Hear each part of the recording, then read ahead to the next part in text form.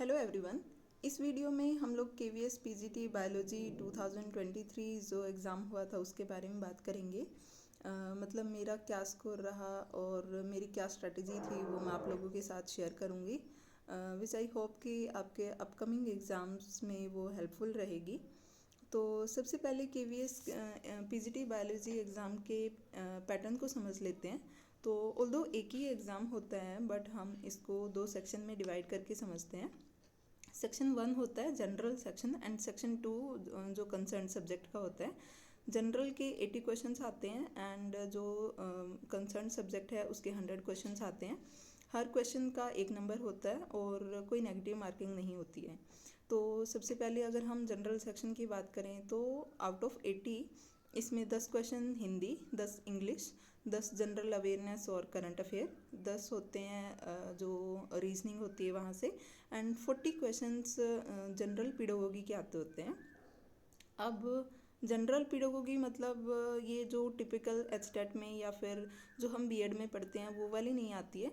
General मतलब कि like you are going to be a teacher, तो इन फ्यूचर जब भी आप क्लास में हैं एंड सिचुएशन बेस्ड क्वेश्चन पूछे जाते हैं कि डिफरेंट सिचुएशंस में आप कैसे बिहेव करेंगे, कैसे डिफरेंट डिफरेंट सिचुएशंस को टैकल करेंगे। तो काइंड ऑफ वैसे क्वेश्चंस आते हैं कि आपकी नॉलेज टेस्ट की जाती है कि आप बेस्ट डिसीजन कैसे लेंगे और जो कि स्टूडेंट्स के साइड हो, लाइक स्टूडेंट्स को उस चीज़ से बेनिफिट हो। तो ऐसे डिसीजंस उन पे क्वेश्चंस पूछे जाते हैं। तो ये हो गया 80 क्वेश्चंस जनरल सेक्शन में, और जो 100 क्वेश्चंस होते हैं वो बायोलॉजी से पूछे जाते हैं।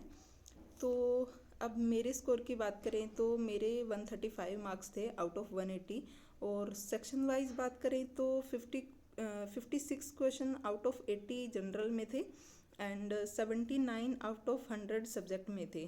तो और अगर कट ऑफ की बात करें बायोलॉजी में तो मतलब मैक्सिमम और मिनिमम मार्क्स दोनों ही, मिनिमम मतलब कट ऑफ, और तो इसकी कट ऑफ 128 गई थी जनरल के लिए। और मैक्सिमम की बात करें तो क्योंकि डिटेल्ड रिजल्ट तो अभी रिलीज़ नहीं हुआ है, बट उस टाइम पे जैसे इंटरव्यू वेन्यू पे और ग्रुप्स में भी जैसे बात हुई अलग अलग लोगों से, तो हमें पता चला था कि probably 143 were the highest marks in PGT biology.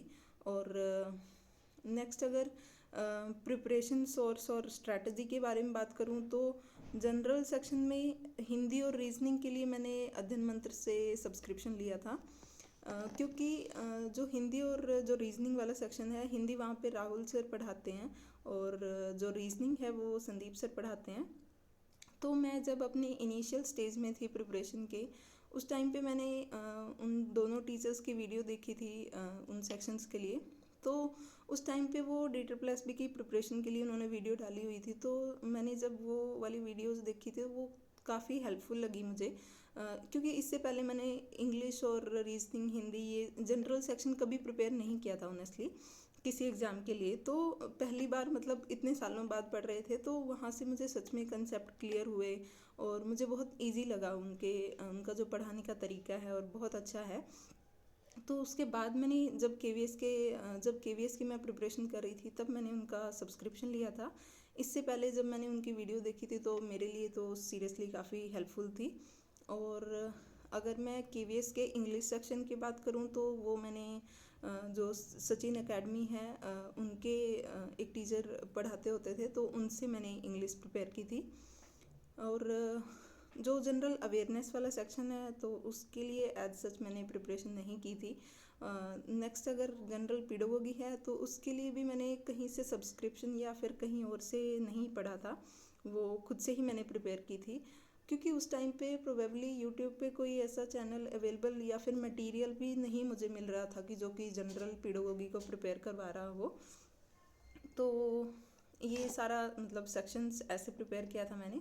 और अगर मार्क्स डिस्ट्रीब्यूशन की बात करें तो जनरल सेक्शन में आउट ऑफ 56, तो जैसे हिंदी में मेरे 8 मार्क्स थे, इंग्लिश में भी 8 थे, रीजनिंग में 7 आउट ऑफ 10 बता रही हूँ मैं आपको ये, अवेयरनेस में 5 मार्क्स थे और पीडोगोगी में 28 थे आउट ऑफ 40। तो ऐसे मेरा 56 स्कोर हो गया था। और नेक्स्ट अगर मैं सब्जेक्ट की प्रिपरेशन के बारे में बताऊँ आपको, तो मैं एकदम स्टार्टिंग से बताती हूँ आपको। जैसे जब केवीएस के फॉर्म निकले थे उससे अराउंड 1 साल पहले मैंने प्रिपरेशन स्टार्ट की थी। और इससे पहले 2 साल तक मेरा मतलब एकेडमिक्स और कॉम्पिटिटिव एग्ज़ाम्स की प्रिपरेशन से बिल्कुल कोई रिश्ता नहीं था। मैं मतलब प्रिपेयर नहीं कर रही थी। 2 साल से मैं एकेडमिक्स में लाइक मैं नहीं पढ़ रही थी एकेडमिक्स को। तो इसलिए प्रोबेबली मुझे थोड़ा सा ज़्यादा टाइम लगा, 1 साल लगा मुझे वापस से वो कंसेप्ट्स को रिवाइज़ करने में, रीगेन करने में। तो 1 साल पहले मैंने प्रिपरेशन स्टार्ट की थी। और स्टार्टिंग से मैंने एनसीईआरटी सबसे पहले मैंने उठाई थी। और एनसीईआरटी का हर एक चैप्टर बहुत अच्छे से क्लियर किया, अच्छे से पढ़ा था टाइम देके, क्योंकि उस टाइम पे बहुत डिफ़िकल्टी हो रही थी। 2 साल के बाद मैं पढ़ रही थी तो एनसीईआरटी भी मुझे बहुत मुश्किल लग रही थी। ऐसा लग रहा था कि याद ही नहीं हो रही है, या फिर ये कंसेप्ट काफ़ी टाइम के बाद पढ़ रही हूँ तो इतनी सारी चीज़ें कैसे याद रखूँ। लेकिन उस टाइम पे एक चीज़ मैं आपको कहूँगी, थोड़ी सी डिफ़िकल्टी मुझे आई, लेकिन जैसे मैं कोई चैप्टर पढ़ती थी, लाइक मैं इवोल्यूशन का एग्जांपल देती हूँ आपको। इवोल्यूशन जब मैं पढ़ रही थी तो मुझे बहुत दिक्कत हो रही थी। लाइक पढ़ने में ठीक लग रहा था कि हाँ ठीक है, हो रहा है क्लियर, लेकिन जब मैंने उसके क्वेश्चंस किए तो मुझे इतना ऐसा फील हुआ कि मैंने ये चैप्टर पढ़ा भी है या नहीं। तो जब मैंने क्वेश्चंस उन चैप्टर्स के लगाए उस टाइम पे मुझे आधे से ज़्यादा जो कंसेप्ट हैं वो तो मुझे क्वेश्चंस करने से ही क्लियर हुए थे। तो क्वेश्चंस करना बहुत ज़रूरी है। तो जैसे जैसे मैं हर एक चैप्टर को पढ़ती गई एनसीईआरटी के, तो मैं उसके बाद हर एक चैप्टर के क्वेश्चंस करती थी प्रीवियस ईयर के।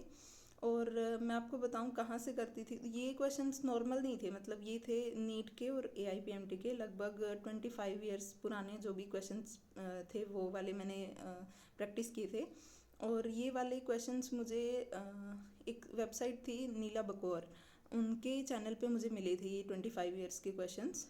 तो प्रोबेबली आज तो वो साइट नहीं है, थोड़े टाइम पहले मैंने चला के देखी थी तो वो ओपन नहीं हो रही है, वर्क नहीं कर रही है बस। बट उस टाइम पे वो साइट मतलब मेरे लिए तो ब्लेसिंग से कम नहीं थी। मेरी तो प्रिपरेशन ही स्टार्टिंग वहाँ से हुई थी और मुझे बहुत कॉन्फिडेंस मिला वो क्वेश्चंस करके।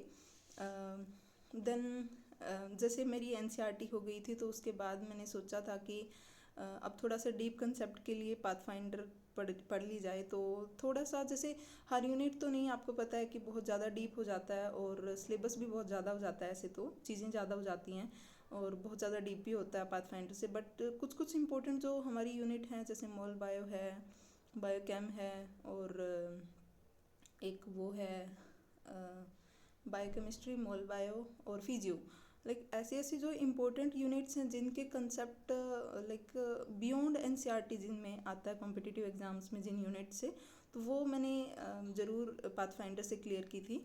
तो 1 साल इस चीज़ में मेरा चला गया था। देन उसके बाद दिसंबर 2022 में फॉर्म्स आउट हुए थे केवीएस के। और शायद 20 फरवरी को एग्ज़ाम हुआ, 20 फरवरी 2023 में एग्ज़ाम हुआ। तो 2 महीने ही मिले थे। और मेन थिंग ये थी कि उस टाइम पे ये नहीं पता था कि इतना कम टाइम है। लाइक 20 दिन पहले ही डेट रिलीज़ हुई थी। तो उन 20 दिनों में मैंने क्वेश्चन प्रैक्टिस बहुत सारी की थी। लाइक मैंने प्रीवियस ईयर के जो रिलेवेंट क्वेश्चंस थे, क्वेश्चन पेपर थे, वो उठाए थे। जैसे DEET+ भी मुझे लगता था कि काफ़ी रिलेवेंट है केवीएस से। और एचटेट सबसे ज़्यादा रिलेवेंट है, मतलब उनके क्वेश्चंस बहुत मिलते हैं।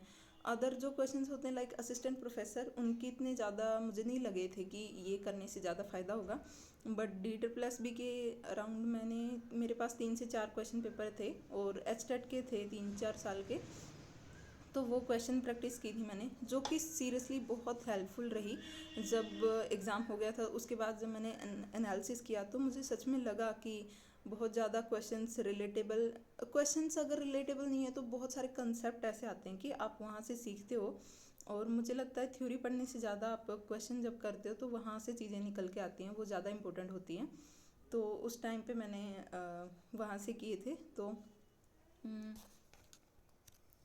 लास्टली एक और चीज़ थी जिसको मैंने ना कि सिर्फ केवीएस के एग्ज़ाम होने तक बल्कि अपने थ्रू आउट केवीएस जर्नी में फ़ॉलो किया था, वो थे सचिन सर। और जिनके लिए मैं ब्लेस्ड फील करती हूँ कि वो उस टाइम पे मिले। और मतलब मैं ही नहीं, probably 90% of all KVS selected candidates उनकी जर्नी में भी सर का बहुत इम्पोर्टेंट और क्रिटिकल रोल रहा है।